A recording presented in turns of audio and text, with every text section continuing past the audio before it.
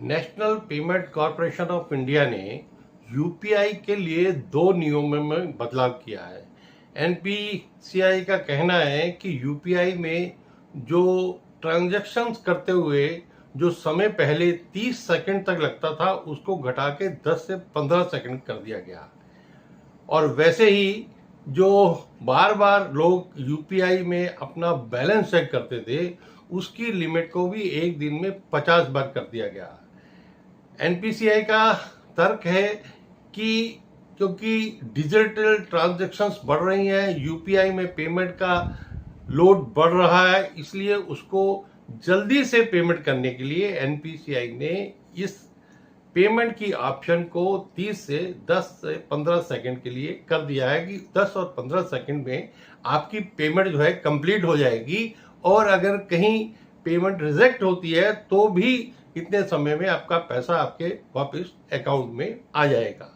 और वैसे ही जो अकाउंट में बैलेंस देखने के लिए 50 अटेम्प्ट जो है एक दिन में फिक्स किया है, उसका कारण भी यह है कि जो सर्वर है एनपीसीआई का जिसके थ्रू पेमेंट होती है, यानी जब आप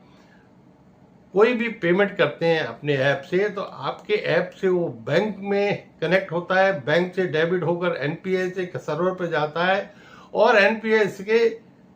थ्रू जो है वो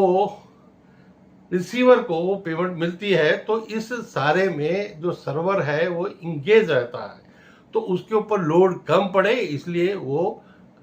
अकाउंट में बैलेंस चेक करने की लिमिट भी जो है 50 जो है वो की गई है। उसका तर्क यही है कि एक तो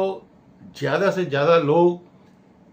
हैजल फ्री जो अपनी ट्रांजैक्शन यूपीआई में कर सकें वो तुरंत हो, और यूपीआई के कारण ट्रांजैक्शंस के कारण जो सर्वर के ऊपर लोड रहता है वो कम रहे और ज़्यादा फास्ट जो है ट्रांजैक्शन जो है यूपीआई में हो सकेंगे। इसके लिए इन 2 नियमों में एनपीसीआई ने बदलाव किया है।